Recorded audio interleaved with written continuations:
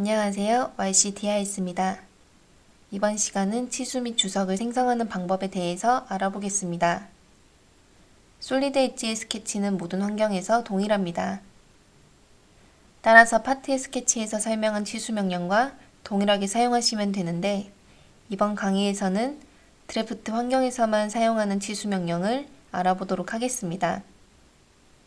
먼저 챔버 디멘션 명령입니다.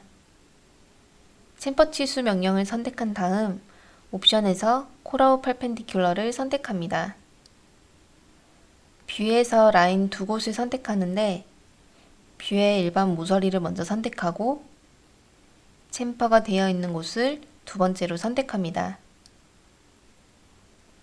그러면 챔버 치수가 표시되지만 흔히 알고 있는 C5로 표시되지 않습니다.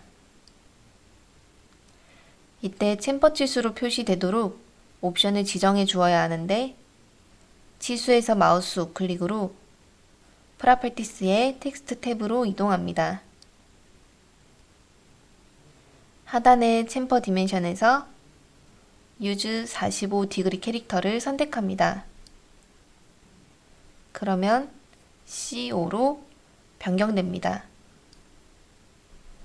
챔버 치수를 뽑을 때마다 옵션을 변경할 수는 없기 때문에 스타일로 지정하여 템플릿에 저장하여 사용하시기 바랍니다.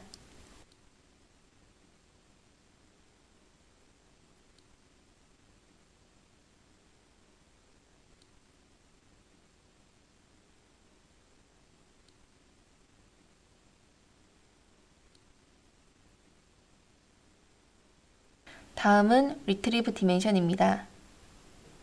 치수를 자동으로 검색하여 표시해주는 기능입니다. 명령바에 표시된 라인, 레디얼 등 필요한 항목을 선택하는데 애너테이션은 3D에서 표시해 놓은 주석을 가지고 오는 기능입니다. 치수를 표시할 뷰를 선택하면 자동으로 치수가 표시됩니다. 리무브 버튼을 누르고 뷰를 선택하면 치수는 사라집니다. 뷰의 클릭 순서에 따라서 표시되는 치수의 수가 달라질 수 있습니다. 이 명령은 파트에서 모델링을 할 때 정의한 치수를 기준으로 하며 어셈블리의 경우 PMI로 치수를 미리 만들어 놓지 않으면 사용할 수 없습니다. 다음은 Arrange Dimension입니다. 치수를 무작위 뽑아 보겠습니다. 치수를 뽑아 놓고 명령을 선택하여 뷰를 선택하면 자동으로 치수의 위치가 정리됩니다. 하나의 뷰의 치수를 많이 뽑아야 할 때 Arrange Dimension을 이용하여 정리하고 개별적으로 좀 더 세밀하게 위치를 잡아주기에 편리한 기능입니다. 치수 작업을 하다 보면 이렇게 치수의 그룹이 자동으로 지정됩니다. 그룹화된 치수를 개별적으로 움직이고자 할 때는 키보드의 Alt키를 누른 상태로 이동할 치수를 선택하여 움직입니다. 그룹에서 완전히 해제를 하기 위해서는 치수를 선택하고 Remove from Alignment Set을 선택하여 체크해 줍니다.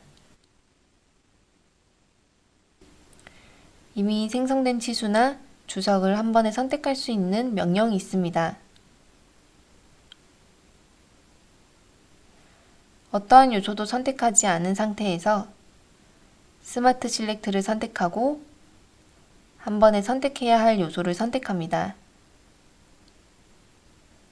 옵션 창에서 OK 선택하면 선택한 요소가 한 번에 선택됩니다. 한 번에 선택된 요소는 크기와 스타일을 한 번에 수정할 수 있고 동시에 모두 삭제할 수 있습니다.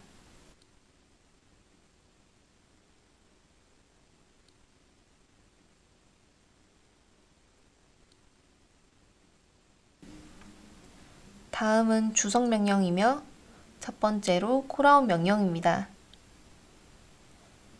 콜아웃은 솔리드 엣지 도면 작업 중 제일 많이 사용하는 주석 명령 중 하나며 해당 명령으로 도면 내 텍스트 작업을 주로 합니다. 콜아웃 텍스트란에 입력 가능하고 자주 쓰는 텍스트는 Saved 세팅에 저장해서 언제든지 불러올 수 있습니다.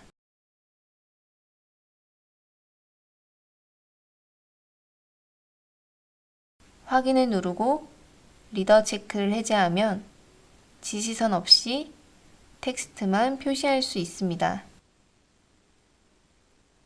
콜아웃의 중요한 기능 중 하나는 바로 홀의 정보를 표시하는 것입니다. 콜아웃에서 피처 콜아웃을 선택하면 화면에 함수가 표시되며 홀을 선택하면 홀의 규격이 자동으로 표시됩니다.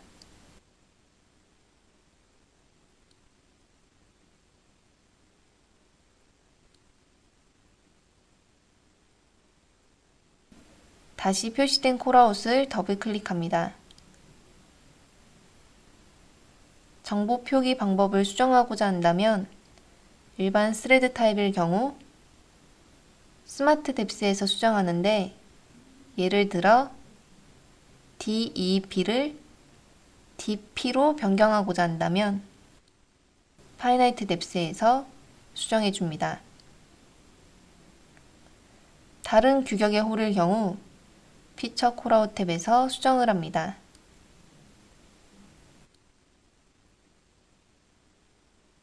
홀 타입 옆 괄호에 스레디드가 있는 곳은 스레드가 있는 홀, 없는 곳은 스레드가 없는 홀입니다. 해당 예제는 카운트 보어에 스레드가 없으니 스레디드가 없는 카운터 보어에서 수정합니다.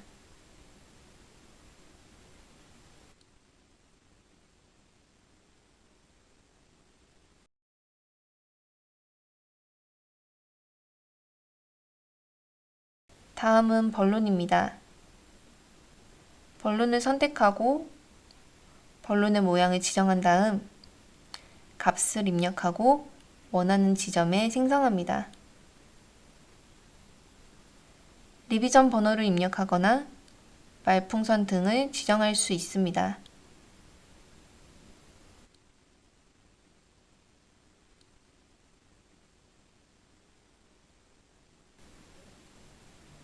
다음은 서피스 텍스처 심볼입니다.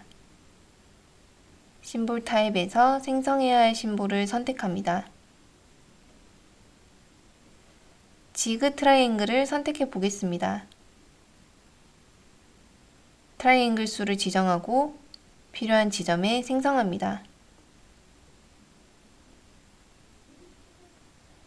다음은 용접 기호입니다. 회색 박스를 선택하여 필요한 기호를 선택합니다. 필렛 용접을 선택하여 값을 입력하고 도면에 배치시킵니다.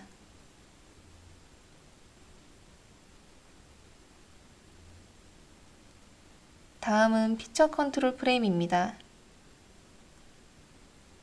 여러 가지 형상 프레임이 있는데 필요한 심볼을 선택합니다.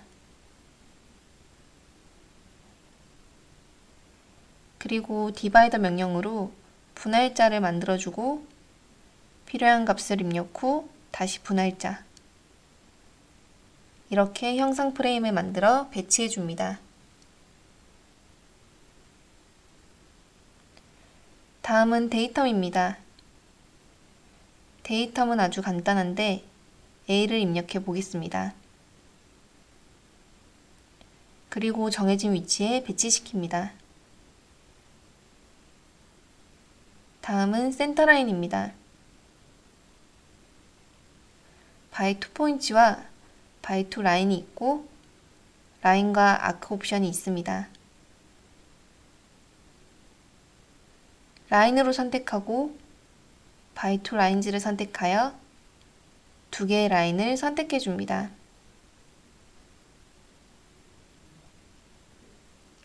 만들어진 센터라인의 길이가 짧다면 센터라인을 선택하여 길이를 늘려줍니다. 색상과 라인 타입을 변경해야 된다면 프로퍼티스를 선택하여 개별적으로 변경해주고 스타일을 따로 만들어 관리해 주어도 됩니다. 이번에는 센터마크입니다. 예제 2번을 삽입합니다.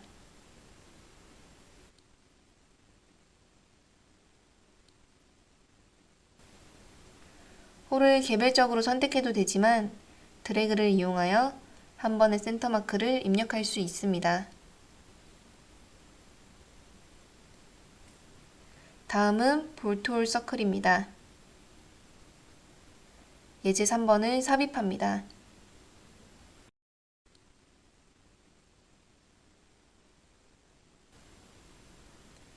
명령 선택 후 형상을 선택하고 마우스를 홀의 센터로 이동하여 클릭합니다. 볼트홀 서클은 센터마크와는 다르게 마크가 모두 가운데로 모이게 표시됩니다. 이때 특정 홀의 마크를 없애기 위해서는 마크를 선택하여 딜리트 키로 지워줍니다.